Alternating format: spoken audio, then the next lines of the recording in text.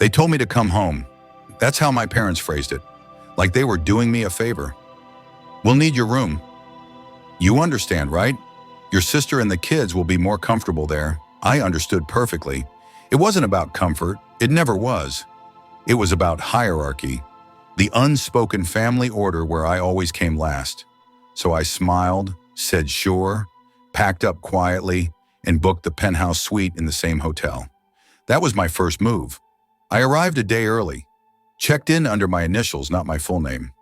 The view from the top floor was obscene, an entire coastline glittering beneath me like it was bowing an apology. I opened a bottle of wine, watched the waves crash, and waited for them to arrive. They didn't know I was there. That was the point. Growing up, my sister was the golden one. She spoke. They listened. She asked. They gave. I was the afterthought, the filler child who made things easier by never demanding space. When I finally made something of myself, the job, the apartment, the quiet success, they still called it luck. And now, years later, they wanted my room back. That familiar ache, rejection disguised as family love, didn't sting anymore. It sparked something colder. The first night in the penthouse, I saw them at dinner. My sister with her loud laugh, my mother fussing over the kids, my father pretending to be amused. They didn't notice me across the hall of glass and gold. I watched them through the reflection of my wine glass, the perfect family tableau that had always existed without me. It was almost poetic because this time I wasn't the outsider. I was the observer, the architect.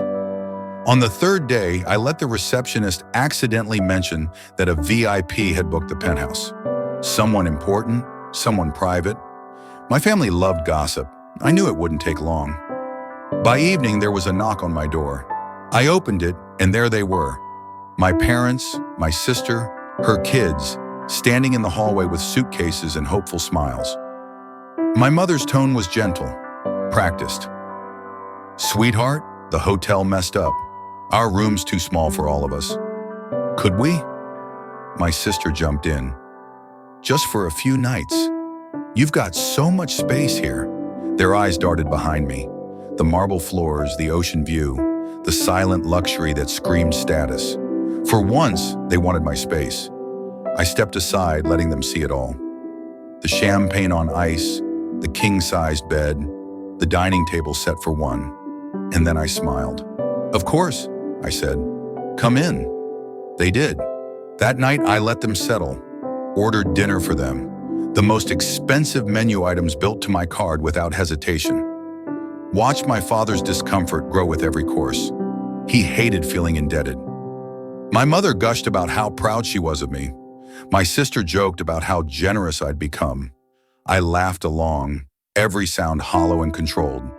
They thought they were reclaiming their old position, that I was still the same child who gave up space, time, and peace just to keep their approval. But the difference between generosity and revenge is intent. At midnight, when they were asleep, I made the call. The hotel manager was more than willing to help given my status. By dawn, every booking under my name had been transferred. The penthouse, the adjoining rooms, the entire top floor to their account. My father woke up to the bill, a figure high enough to choke on. The shouting started immediately. Accusations, confusion, panic. I sat on the balcony, coffee in hand, listening through the open door. My sister stormed out first.